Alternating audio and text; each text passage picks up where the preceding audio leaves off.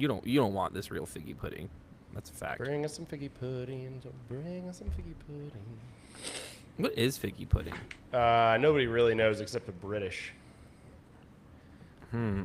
Oh, it appears we're live. Oh. Yep, I Oh. just heard myself sing "Bring us some figgy pudding." So yeah. All right. All right, everyone. Welcome to the Circle Up, a Mizzou basketball podcast where we talk Tiger basketball in Morse code. Beep beep beep beep beep. Beep, beep, beep, beep, beep. As always, I'm joined by Curtis and Michael. Curtis on the keys, Mike with the stats. Curtis, as the tech guy, we notice your room is dark. For those who don't know Curtis's intricate personal life, he has been without power for 7 days except for the wall outlets. Curtis, how's life? It's actually not every wall outlet. It's only select wall outlets. So it's been a very, very fun time. As such, I am going, and it's Christmas. Thanksgiving is past now, so I am going full John McClane for for the rest of this podcast. Curtis is That's a my walking bit. advertisement for living in Florida. That's fair. I have no rebuttal. Mike, how you doing? You got power. Yeah, we got power. Got quite a bit of snow here yesterday or 2 days ago. Got some today. Dude, the snow in Kansas City is crazy. MoDOT dropped the ball. Color me shocked. I don't think Chicago got MoDOT. torn apart, too. Dude, I don't think MoDOT was expecting to take some strays here Dude, I will take. on the pod. No one's safe. No one is safe. They're ran by nincompoops. Dude, if you start calling them Goobers. nincompoops, we'll get demonetized. I love big government. All right, so Yeah, with that. guys, the real games are starting. I don't know. Did you count Minnesota a real game as a real game? Yeah, Yes, I did. yeah. The continuation of some more real games is starting. We got Notre Dame tomorrow at Notre Dame, and we got Kansas this weekend. Both huge games when we talk about what the Tigers can be, what we hope they can be. And then on top of that, it was released today that Missouri has the second worst strength of schedule in the country in KenPom, which if you've been watching or listening, we have harped on that a lot, so that should be unsurprising. So how good is Minnesota a real game or not? How much were they hoping this SOS? I think Minnesota is the only quad 3 game. Mm-hmm. That was it. So everything else was quad 4. Knowing that overall, how you feeling about the team as we enter the real games? How you feeling about the team? Followed by some more crap games, but for these two games coming up, real games. Mike, hit me with it. Yeah, no, I feel just fine. Looking at all their I was doing some digging earlier this morning, looking at all their preseason kind of predictions and stuff. They're like right in line with where they should be based on the preseason. So I'm happy so far. Excited for these first two tests. Our first one today or tomorrow, and then I think the KU one is kind of the ultimate trial by fire. Just get right into it. I love that this Notre Dame game is The on Notre the road. Dame. Dude, she's a dame. I love this game's on the road. I think it's a great test, a real road game against an opponent that we're technically better than, but so that doesn't feel like this is like a wash as a first true road game. I mean, Howard was a road game, right? But like a real road game. And I think it's going to show a lot what the guys are made of. I feel good about this team. I haven't really been blown out of the water in any real sense. They have some real good moments. It's like this team is like Ant. There are some amazing flashes, then there's a lot of and also I think it's kind of hampered by the fact we're playing against such bad competition. The Rockham guys did do an interesting breakdown though. They started doing this last year and it's continuing this year. That they're like, how much can these like really bad games be reflective of real success? And it's shown that actually playing really well against the bad teams actually does lead into the games. Like the team 2 years ago kind of struggled against the bad teams. They did great rest of the time. Last year's team was blowing those bad teams out of the water, then they had a really good season. I don't know if that it's like an easy correlation, right? But I think the good thing is that they beat the teams they're supposed to beat, usually by the amount they're supposed to beat them. So that's a good sign. and we only came out of this with Trent Pierce still hurt and Stone hurt for a couple weeks. So I really wish Stone was here for these 2 games, but injuries happen. Yeah, I'm not too worried about injuries. We'll see what happens. It's just I'm so excited to have like meaningful basketball. I've been seeing a lot of discourse on Twitter from like certain fans that like now that football season is over and we handled Arkansas as we all expected. Everyone's starting to shift into basketball, and I saw a lot of people on what was it, Friday when we played Cleveland State, literally just not even knowing that we had a game. Someone was like, my grandma told me that we had a game today, and I had no idea before that. The strength of schedule has been awful. I'm excited for a legitimate test here. And you mentioned Trent Pierce still out and Stone out, but we got another Trent. We got made an appearance. We got the alien man back up there. I think we want to jump into that, but I had to mention it. Look, it's funny because I think a lot of people watching the SC State game, because when it hit the airwaves that Trent Burns was playing, people wanted to see the Burns man, and I don't think we could have expected a better play from him in that game against SC State. No points against Cleveland State, and he played less minutes actually, but I didn't mind. What we saw against SC State is like what I wanted to see. He can move well for a man his size. He blocked a ridiculous shot, which was fun. The Sam Raimi crash zoom that your camera just did is I keep absurd. doing the thing where the fingers like accidentally like I have this camera that does it automatically with the fingers, and so I did it without thinking. Now I'm way too close. Can we there we go. So Burns, I love Trent. I was so happy with Trent. Yeah. He was scoring. I think he has soft hands. He didn't try to force a shot, which I know some people don't want to see a big man shoot a 3. I want to see a big man shoot a 3. Like I think Burns getting 10 minutes a game is legit impactful. And here's the thing I would love. If by the midseason, as much as we love Luka Northweather, it'd be much better if Trent Burns was in the Luka Northweather spot. The guy who could shoot to give more space, but is still massively big, and probably a much better defender overall than Northweather over time, who just struggle if he actually gets bodied. So I would really like if he takes those minutes. Spoken like an English teacher, which I know you're not. But, I was a history teacher. I didn't care about the word. I know. Okay. And no, I just think like I am obviously very, very high on. I've been high on Sean Phillips. I still am high on Sean Phillips. The fact of the matter is, I've said this a million times. He's going to get in foul trouble in the SEC. And so, like you said, yeah, I think everyone is and so having Luka Northweather as a capable other body, and Burns as a possibly more than capable, ideally, as once he kind of gets into the swing of things, I feel a heck of a lot better with a three solid, somewhat reliable dudes that are big, enormously big, or however you describe it.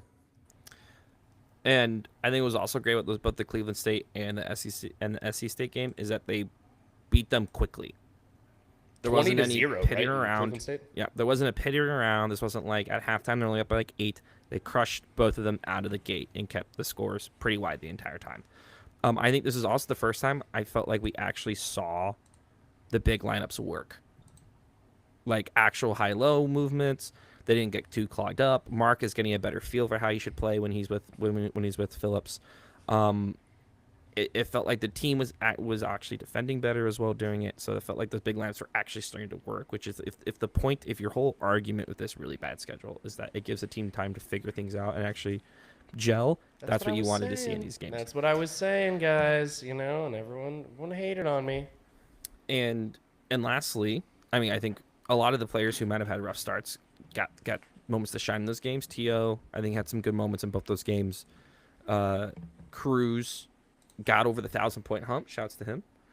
And overall, while it's fun to crush a team by that much, let's get to the real games. And I agree with Justin Smith in the chat. It's nice that we have Notre Dame before KU instead of this going straight into the KU game. Yeah, even a tough, hard fought L would even be. No, I'm not saying I'm rooting for that, but I'm saying if that were to happen, I'd rather have that happen before KU. than have KU be the hard fought out, obviously. Yeah, so I'd like that win. So we also played two teams that aren't states. Cleveland, not a state. South Carolina, not a state. No, we established this. Barely a state. South Carolina, barely a state. 49th in education, 49th in a lot of things, but Is technically a South state. Carolina, no, South Carolina 49th in education? They Are you were. pulling for a that out of while. your butt? They were when I was there. When I went to elementary school. I don't know where they're at now. Anywho, Mike, any last thoughts before we move on from the Cleveland State SC State week? No, not really. I think the interesting points by the Rock M guys about the, don't take, or I guess Are these predictive? Are these games actually predictive? Yeah. And they argue they are. I would agree to some extent. I need to go back and look at like exactly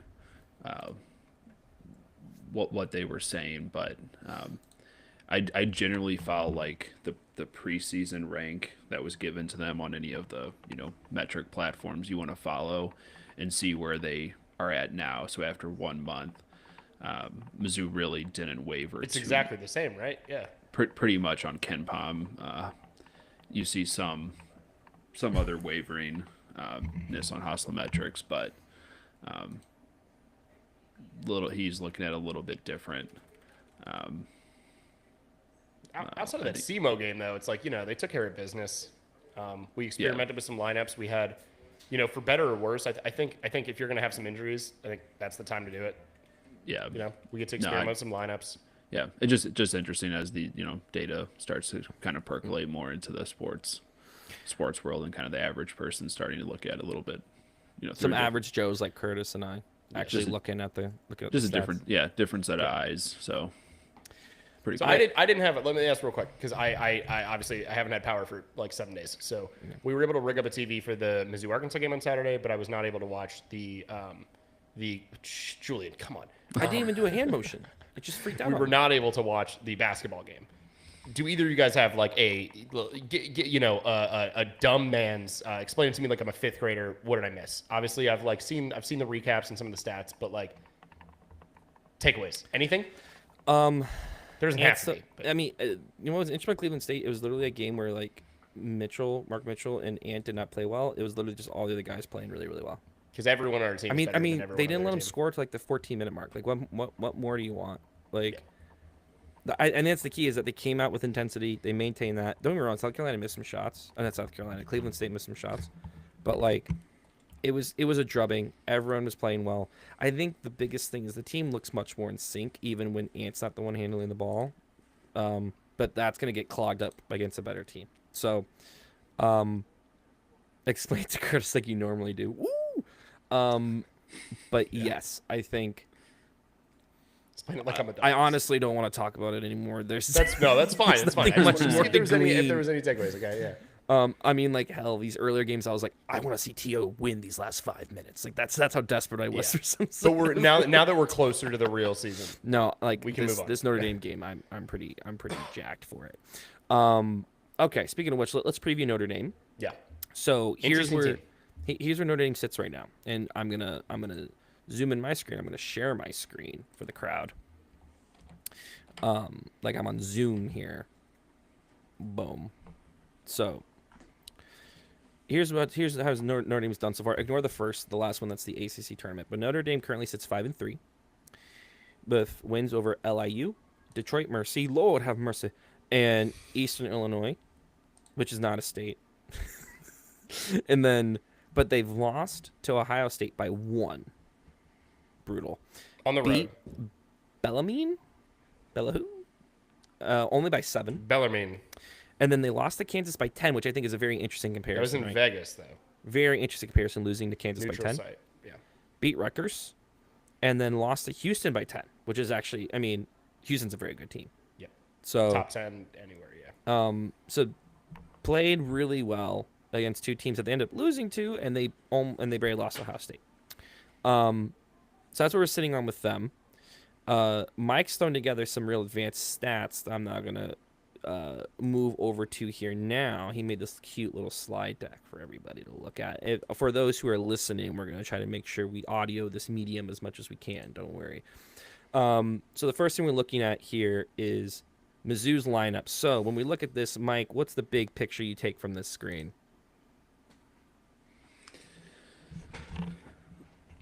We are a very efficient offense. Woo! That is my biggest takeaway, and very interesting that Northweather falls in line in pretty much every single one of our best 2 to 5 man rotations. We will see if that. It's literally our best 2-man, Mitchell Northweather. Our best 3-man, Cruz Mitchell Northweather. Best 4-man, Crew Mitchell Northweather Stone. And it's not even mentioned yet. When we talked about like when we power rank the players of how the season's going right now, I think that's one of the greatest indicators. While Anthony Robinson technically is our best ranked player according to the Bayesian, Boozian, Bayesian stats, when it comes down just to who, like the team groupings, it's Mitchell and Northweather, and that's because the second Northweather gets on the court, Mitchell has a lot more space to work, and he uses that space very well. Yeah, he doesn't play. He doesn't play like the big men that we've. He doesn't play again. Like I said earlier in the year, that like people kind of lump Luka in with some of the other tall whites that we've had in the past. The tall white. He doesn't. You know what I mean? Okay. Like I don't want to name names. He's not that. He plays a much different style. He's much more aware of spacing on the offensive end, especially. Yep. And then next is like the Mizzou scouting report, which I think is interesting. Like if a team was to look at our scouting report, as Mike said, our offense is amazing. Defense is pretty good. I think some key facts that I pull from this, and Mike, if you want to add on as I go. Yeah. We turn over teams a lot, and we also turn it over a lot. I blame Sean Phillips for that, and T.O.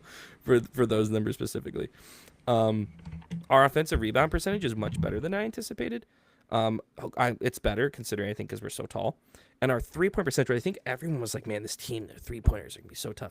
The team is shooting amazing from 3. Way better than I thought. Way better than anticipated, which will take us very far if that continues. Yeah, I agree. Mike, take it home. Yep, echo what Julian said. The all-play ranking is really Housemetrics, the only one that I've seen that has fluctuated our like overall rank. He has us in like I think the 46, 47 right now. Ken Palm is like 30, 33. His metrics are a little different. So I kind of take that with a grain of salt, but it's a little bit more trend based, more matchup focused, slightly more predictive. So I think it'll be tomorrow's game. I will be very excited to watch this, not only from a Mizzou fan, but also from like a data fan watching kind of two different guys and their opinions, so to speak. And that is this game is tomorrow, Tuesday at 8 Central. Thank God my daughter will be asleep. I won't have to do the nighttime routine while the game's happening. Fathers, shout out. I get to stay up until 11:30 Eastern. Okay, East Coast attitude. Because East Coast elite in the dark. You know? So I love these ones that compares to other SEC teams. I love these. Mizzou points in the paint. We're one of the best points in the paint team in the SEC, which should happen because our team is so tall. And if I'm reading this right, are we also good at stopping the opponent from scoring in the paint, Mike? If I'm reading this correctly? Yeah, exactly. So yeah, it'll be a great. I think this game, pretty much moving forward, take out what Alabama State, Bethune-Cookman, will be some really good test to see how our bigs actually stack up against, semi-comparable, if not a little bit better bigs. I think we've just been getting almost half our points some games inside the paint. Well, I'm not surprised that Howard wasn't bullying us inside. Yeah. But I mean, like, here's the thing. You want to beat them, and we're beating them bad. Yeah. So like, we want to beat them. Yes, it's like every other team. It's every other SEC team is also playing bad. Don't get too teams. Excited about this graphic. You know what I mean? No, I mean based on the opponents. Yeah. But also at the same time, Curtis, every other team on this graph is playing bad teams. It's not like there's a team on here that's playing every single opponent that's a good opponent. Everyone's playing their trash teams right now. So like we're comparing ourselves against other SEC teams that are also playing against trash teams, which I think makes us. Julian, how many teams are on this graphic? Because there's only one team with a worse strength of schedule than us, out of 365. Look.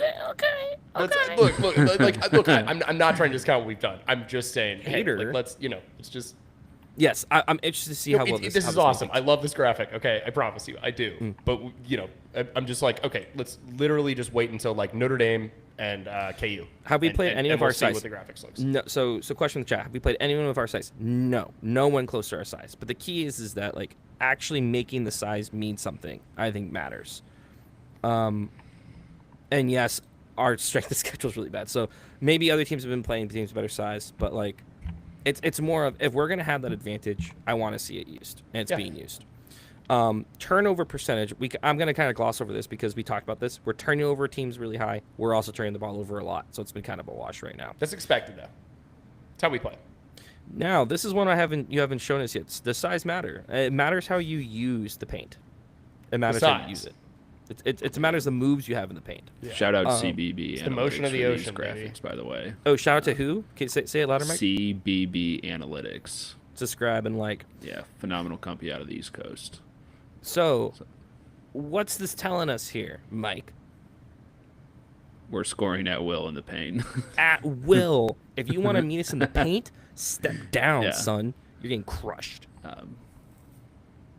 As long as you're Howard or Cleveland State or South Carolina State. What's interesting is we're shooting very well at the top of the key, but we take no shots. Not having Caleb Grill, the proverbial white kid in the corner. So, but I mean, like most of Caleb Grill's threes came from those screens at the top of the key, and Grill's done and not Grill, Cruz has done a few of them, but not nearly to the amount that Grill did. yeah, I don't know what pace we're on, but I think it's 100 and I had to fact check it. So we are at for sure at 174 3-point attempts. So that's like what 626 to go with 24 games, 22 games. Someone Mr. Egghead. Yeah, my egg is cracked. So I'm just saying, if you're talking about like offensive like stats efficiency, you're talking about like I want to play this game like the nerds say you should play it. We think about like, the Houston Rockets with Chris Paul and James Harden who would only shoot threes and layups. Look at our shot chart. It's only next to the basket or it's corner threes. The most of like the best, highest quality shots in the game. So it's like obviously this is something that Dennis and the staff encourage, and it's working. Yeah. I mean, it's the trend for all basketball right now. You're either shooting exactly what you're saying, you're shooting threes, or you're shooting in the paint, and the mid range is a very low, should be a low percent shot unless that's your shot. Mm-hmm. Especially against poor opponents. Like, and then these show our defensive ability, and man, do we not let opponents shoot well by the basket. You kind of mentioned that, but it's interesting seeing the numbers. Yeah. We let opponents only shoot 55% next to the rim, 33% around the rim, and 33% from corner three, which is like the exact opposite of our shot chart, and it's really great to see. that's what I shoot in warm-ups, baby. Nobody guard me. All right, so let's get into what we want to know, which is our opponent, Notre Dame. So our first starting stats about Notre Dame. This is their players' best to best off. What do you see and think about these players, Mike, when you see this table compared to what we just saw of our players? Well, I think it's been a tradition of ours to shout out the best name, Sir Muhammad. That's exactly what I was going to say. I got two. I think when Braden Shrewsbury is is a sneaky contender. Sir Muhammad, what a name! Anyway, they're gonna. Ryder Frost. Yeah, I mean there's a big drop off after Burton. Obviously, like people can read, big drop off. But I mean, just cross comparing our team, I think this is a game that we'll win. It's just if we come to play and don't let their what I wish this had is I wish it had their basic size or position next to their name. Yeah. Like is Bird and Tout are those guards? Are those Burton's a guard. Tout's a forward. interesting? So if there's three players you should be watching out for on the Notre Dame side that I bet Mizzou's gonna be focusing on, it's gonna be Burton, Tout, and Braden Shrewsbury. Yeah. But I think it is interesting. Shrewsbury also a guard. He's 6'4", and what's his name? The first guy is 6 foot. I think it's interesting though, the correlation between having one of the best names on the team and being one of the worst players on the team. That seems to it seems to Incredible. happen. Like you're not allowed to have an amazing name and also, well, actually, their best Hey, a good five-man name will get lineup, you through AAU ball, baby. their best five-man lineup has Sir Muhammad in it. Kind of similar to how Northweather works in a way. Wait, let me see. Let me see Sir how Muhammad's 6'6". Northweather is our sixth best player at 1.89. Northweather would be their fourth best player In the what the in the stats booze, and the Bayesian booze stats. and rankings, huh? Yes. So shout out to Northweather, fourth best player on the Notre Dame team. Javon Porter would be their second best player. Like, Again, they played KU, they played Houston, they played Ohio State at Ohio State. oh my. Okay. I'm just saying. Are you picking them, Curtis? Are you picking Notre Dame to win? I'm not picking. We'll save that for the end of the pod, all right? Oh my god. And then finally, their scouting report. They play slow. Very They slow. play slow. Good thing that's never killed us before. And their offense isn't as good as ours, but their defense is about the same. 3-point percentage in the 30s, 2-point percentage in the 40s. They block a lot of shots, and they get a lot of steals too. So they play slow. Well, their steal percentage is high, but their turnover rate's pretty average.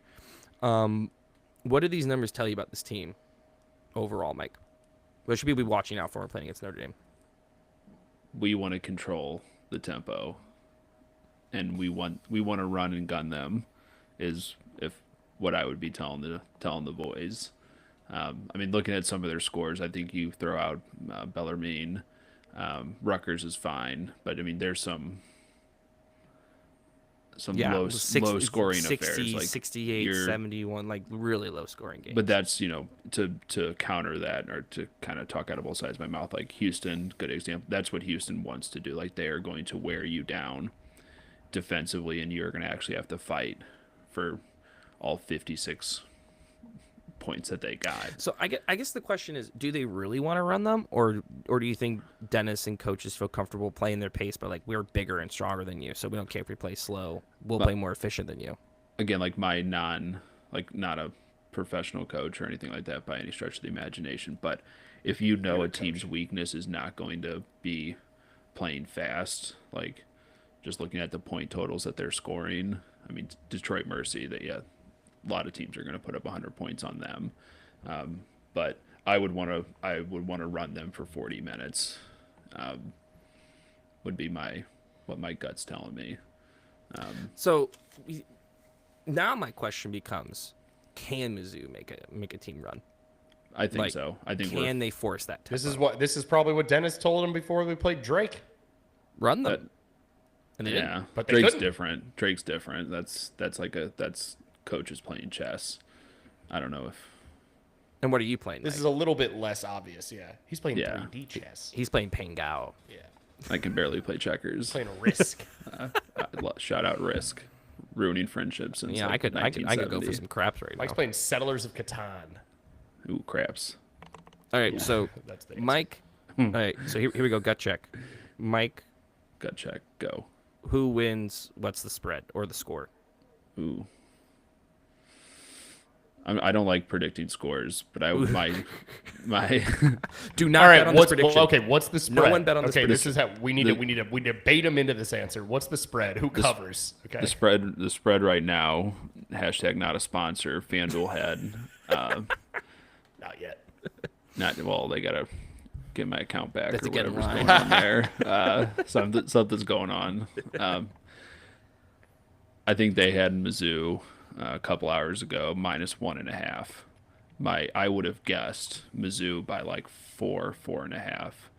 So get the home court advantage, shave a few points off. I don't know what home court advantage is. I don't know if it's 3 points or 2 points. I don't know, but Those crazy Catholics, you know. yeah. Never mind. Mizzou wins by 8. Yeah. That's my guess. Well, you stole my answer. I think if Mizzou wins, I know you didn't ask me, but I think if Mizzou wins, they cover easily, and it'll end up this being isn't a a 1 point game. Yeah. No, just absolutely no chance. I think either Mizzou comes out and they're up comfortably, like, and by comfortably I mean like between probably like 4 to 15 points. I don't think the lead will ever get like above that. Maybe 4 to 12 points for like most of the game. I could also see us losing this game. I don't want to go there. If you put a gun, like I hate doing this. If you put a gun to my head, which is likely in Florida. Yeah. If you put a gun to my head while I'm driving down I-10, which has happened, numerous times, because I'm, done nothing wrong, I would take Mizzou, actually. And you know me. I like to be a little bit of a negative Nancy on here. I could see us losing the game, but gun to my head, I think Mizzou covers. Wins, it's a 1.5 spread, like whatever. But I think we win, and we win basically just like Julian said, like about 8 points. Hey, if that goes down to like we win by 4 at the end with fouls and nonsense, whatever, sure. But I think Mizzou wins. I mean, we could say this about any game, but this would be a really good game for Mizzou to run it up a little bit if possible. Like win by like 12. I'm not saying sick. No, I'm not saying. I'm not saying anything about pretty that. Right? easy for me to say, right? But just like, win, baby. I don't know if you feel like you can speed this team up and actually get running. Like Notre Dame's not built to come back. They're slow. They're plotting. They want to run the clock. And so if you get a lead and then force them to pick up to try to catch back up, like. What we've seen from Mizzou defenses, though, in the under Dennis Gates, is that we can kind of allow anybody to come back. Though is the weird thing about it is because of the way that we play. We said it about against Howard. Like we said it against SEMO. Our style of play allows itself like we're gonna give guys open shots, and we adjust sometimes, and that's great, and I hope that we do. But in general, we'll give open shots. Hold the horn. DraftKings has Mizzou a 1.5 dog. Okay. They dogging us? Woof. They're dogging us, bro? Dog of the week. Unbelievable. It'll be interesting. I will not be dogged. No, minus I'm a big dog. 105. They will not dog me. I might be load them up. This, and also, I think this is the last point I'm making. That I have no more points. I'm out of points. I'm pointless after this. I've been hammering this in a lot of our pods. I want Ant to show up in this game. I want Ant to show up in this game and have. We need someone running the show, man. Fast pace. This is his time to like, hey, I let my teammates have their moments in the crap games. It's time for me to step up and show it here, because he did that against Kansas last year. Like he stepped up big in that Kansas game last year. And we got a big Kansas. We got a big Kansas preview coming up. What are we doing? Are we doing Friday tentatively? Yeah. Are you guys wanting to hop on and do a quick reaction after the game tomorrow? Is that too late for you, Curtis? I hope I have power, but I mean, no, it's not. It's not necessarily too late. I'm going to say, but I just wanted to toss forward to hey, we're not going to get too much into KU because we're doing a separate. We're going to, if we don't do an episode tomorrow, we will be talking about a recap of the Notre Dame game and a preview of Kansas. I believe we're doing Friday instead of Thursday this week. Friday will be. Yeah. And so it shall be. I've committed to time with my neighbors. I'm trying to be a good neighbor. Like a good neighbor. Julian is there. I just going through Notre Dame's roster. What's their tallest player? 6'11". Not big enough. They got 2 6'11s. They have a guy 6'4" named Brady Stevens. Small, weak. Can you picture a guy named Brady Stevens in your mind? He looks exactly like that. Okay, I promise you. I went to his headshot. What if he was like Jamaican? Yeah, hold on. Let me that's what I was hoping for, honestly. But chestnut hair. He is from Boston. God. We're not gonna live react during the game, but we'll hop on live after. I don't know. Yeah. Maybe if we're feeling spicy, we might get on during the game. A little squirrely. Yeah. They got a couple guys I've blocked off my whole night to watch this game. All I can say is if you want to bet on Mizzou, shop around because they got some 105s even money out there. So. Well, I mean, if you have a FanDuel account, DraftKings account rather, then I think I got 6. Sounds like that's enough. If you're betting in Missouri now, you have 1,000 free options to bet, bet on 1,000 different platforms. You got a lot of outs. If you're betting on Missouri, you got money to blow, baby. I just can't imagine. Is that all we got as far as basketball? That's it. All right. Well, excuse me. We have some very, very, very, very notable Notre Dame alums that I'd like to get to here. Oh, there's a Okay. plethora. There is a plethora. First of all, Rudy is a fraud. Okay, Notre Dame does the university. Nobody likes him. He basically lied about his entire story to get that movie made. I used to watch that movie like 10 times a year as a kid. I'd cry every time. And then to find out that Rudy was a fraud, Jesus. broke my heart. Look into it. I don't want to get into the full Do story. you not like Rain Man either? I love Rain Man. I'm just saying. Dude. Look into Rudy. Dude, Okay. Bet Not a good 6.5 also has Missouri at 1.5 dog. Julian just got legal betting. Today? So if I click take Mizzou 1.5, I'm saying I think Mizzou will. Mizzou has to win by at least 1.5. If they're minus 1.5. No, they're plus 1.5. So Oh, I'm saying then if we lose by 1, you still cover, baby. I'm If taking that. Mizzou is plus money within reason against these Yeah. types of game, I'm fine It's taking worth it. it. Yeah. But- Don't bet your whole bankroll on it, but No, that's for a different. You gotta. Yeah, I'm not gonna go on my tangents about bankroll management, but right. No, I- yeah. About Nah. unit management and all of this stuff. No. I'm going in order of importance here. This is the list that I have concocted about how important I think each of these Notre Dame alums is. Number 1, Joe Montana. Okay. Number 2, Nicholas Sparks. Okay. Oh, I'm getting some confused looks here. Like, yeah, you guys don't know Nicholas Sparks. Come on. We all know Nicholas Sparks. I think you're Number 3, overvaluing this. Number 3, Yeah. this is for Mike is going to love this one. Ian Cole, Stanley Cup champion with the Pittsburgh Penguins, also longtime St. Louis Blue. Number 4, Hannah Storm, ESPN worker. Number 4, Craig Counsell. Number 5, John Paxson, for a point guard for the Bulls back in the day, the Jordan era Bulls. Number 6, Condoleezza Rice. Some people might say, how the heck do you have John Paxson ahead of Condoleezza Rice? To them, I say, I'm a sports guy, whatever. Number 7, Carl Yastrzemski. Number 8, Greg Olson. Number 9, Regis Philbin. Number 10, Manti Te'o. And number 11, Rudy, because, again, Wait, scumbag. What was the Storm person's name first? Hannah Storm. Hannah Storm. What was Gladys Gale taken? Yeah. Beth Tsunami, some, and then last and certainly least, Doug Gottlieb.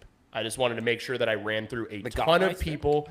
I wanted to say a ton of names in front of Doug Gottlieb. What's the opinion on the Notre Dame mascot? Are we talking the actual mascot or the logo? Like the both Logo. Okay, logo, kind of cool. I don't know. That logo is not beating anyone up though. It looks tougher than it is. Am I Oh my wrong? God, Condoleezza Rice was going to be GM for the Browns for a minute. That's funny. Yeah. Number See? 12, Monte Teo's girlfriend. Yeah. That's good. I Hey, left she that out. I left that was out. I didn't want to go there. Proud alumnus. yeah. Yeah. Yeah, I think the Fighting Irish. I think it's a fun mascot in the sense that it's unique. Yeah. I like that he has his fisticuffs up because he wants to fight. I assume he's drunk, so it's just a lot of stereotypes Absolutely. wrapped up into there. I don't like their live mascot on the field.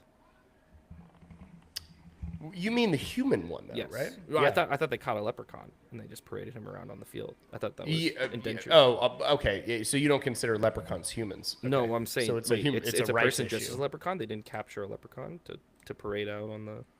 Yeah. Well, that really sucks. They tried. They couldn't capture one, so they just had to dress some ginger up. A short ginger. She went to another school. Went nowhere. But yeah, that's all I got. Doug Gottlieb, you suck. Can you all right? actually I hope he believe hears that.